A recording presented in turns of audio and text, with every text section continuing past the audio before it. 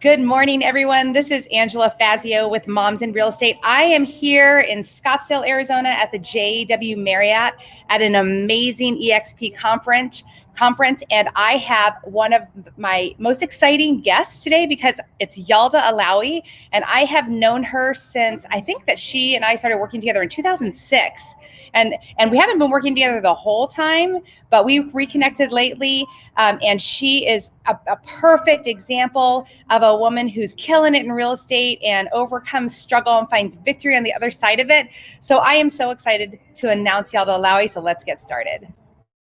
Angela Fazio is an industry powerhouse who has overseen 40,000 homes sold and $9 billion in production. And Kristen Cantrell is one of the nation's most accomplished team leaders, helping thousands of agents build their businesses. They are passionate about educating, encouraging, and empowering moms in real estate. Our next episode starts now. Hello, ladies. Hi, Kristen. Hello. Good morning. Good morning. Hello, good morning.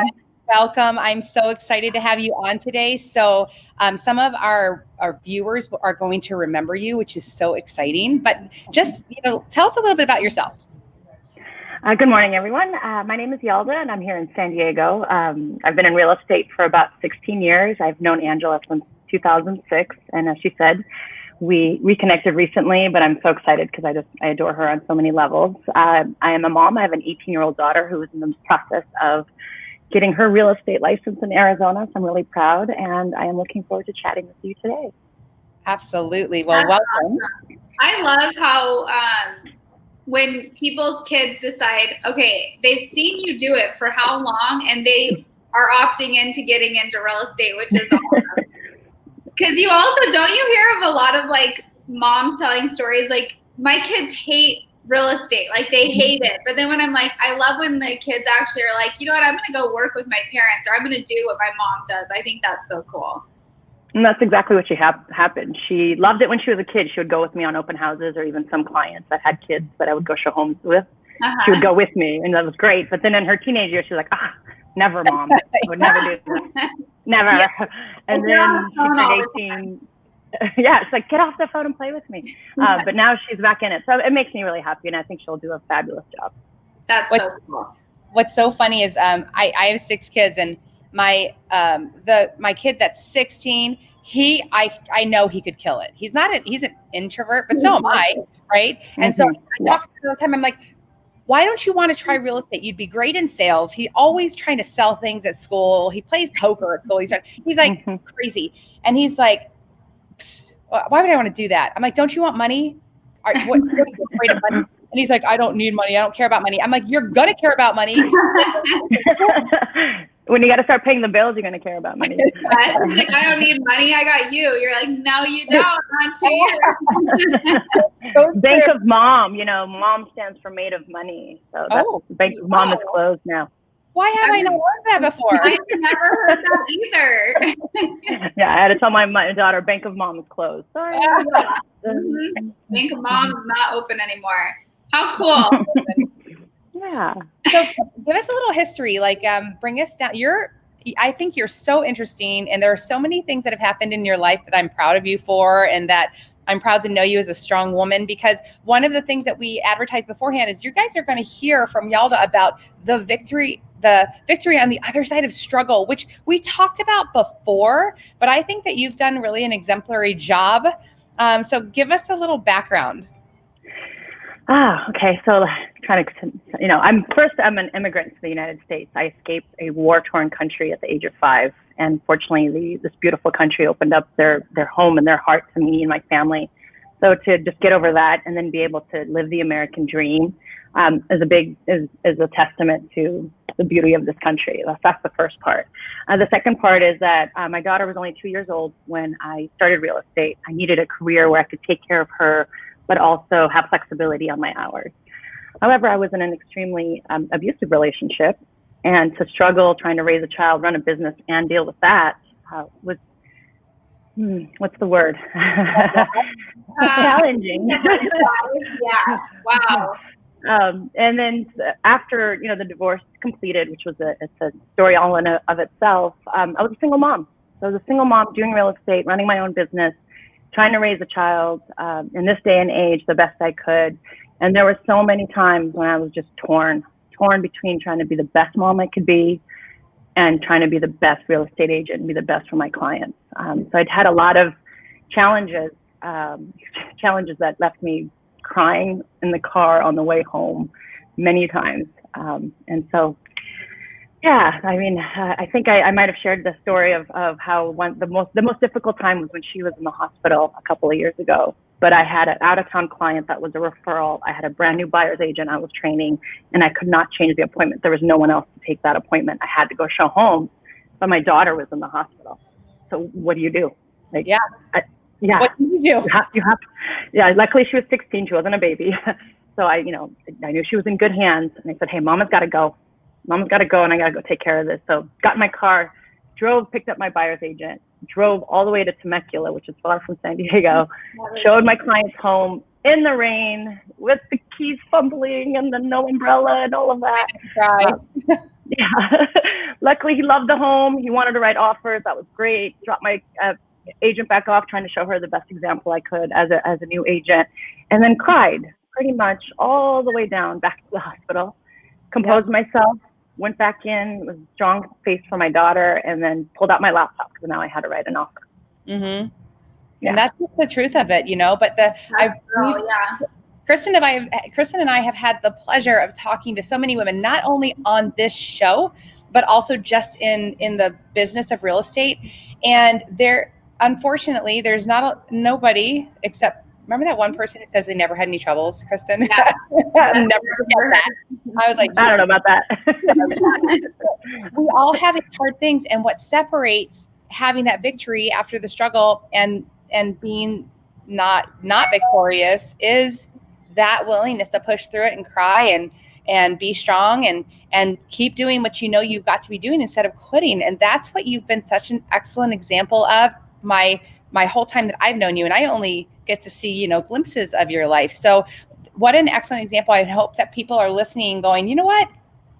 Maybe I'm re-inspired to not be such a weenie. Well, and I think how, I think it's so remarkable how you could be a single mom and be able to juggle all these things. Like, that is not an easy task, but I'll go back to what I always say. Like, I love real estate because of the flexibility and what it allows us to do. And how cool is it that, you didn't have to clock in and clock out, and like, you had the freedom to be able to do that as a single mom. Like, that's huge.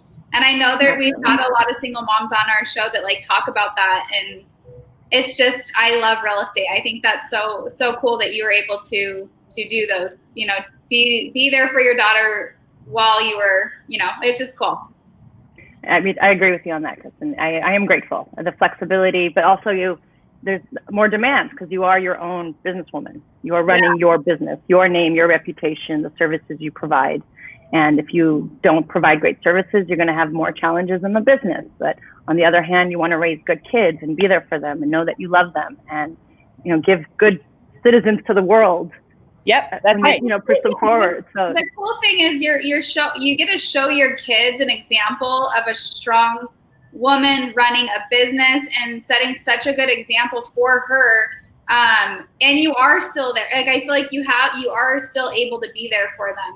It's just showing them like, this is real life. And the cool thing is, like you said, you got to bring your daughter on appointments with you. Like, they get to be a part of that. They can't go if you're working at an office in a cubicle and be a part of that job. No, but they could come to showings with you. And like, so yes, but I think that is just so cool. And I have a guilty little hope that I get to work with your daughter. She says she will call you back, and I said, please make an effort. You don't know how amazing this woman is and what an impact she will have in your life. It's really important to surround yourself with people who not only are doing what you want to do and can model it, but can also support you and encourage you. My advice to moms is build a network around you. You need help. You cannot do this alone. I'm sorry. I love you with all due respect. You cannot do this alone. You don't need want help. to. Why would you? You'll go great much faster and you might lose your sanity. And I'm grateful. It was great. I could call up a friend and say, hey, can you watch my kid, or call my mom, or call my sister, or even other fellow real estate agents that were moms as well. sometimes there's people out there who don't have family nearby, and they're like, what do I do? Try to, and granted, this is all pre-COVID. I feel for the moms that have to juggle all this on top of the era of COVID. So my daughter is 18 now. I don't have that experience, but back then I would definitely say it was the network, the village of people around me that helped me through the good times and the bad. I couldn't have done it alone. I also think that I have some memories of you and I like going to Joel Osteen, or you and I going and doing, just little things together that have these ripple effects in our lives. Like it could be a word or just an experience or whatever. You don't even know how positively, I'm talking to you, Yalda, how positive of a memory and like an impression that you had, that you weren't probably consciously trying to do that necessarily. It just happened. And so we need to be aware of how the words of life that we're speaking into each other, and the way that we're treating each other, and the support that we're giving to each other. Because fast forward all these years later, I reconnect with you and my heart is full, right? Mm-hmm. And this is the kind of impressions and encouragement that we should be purposefully sowing into each other's lives.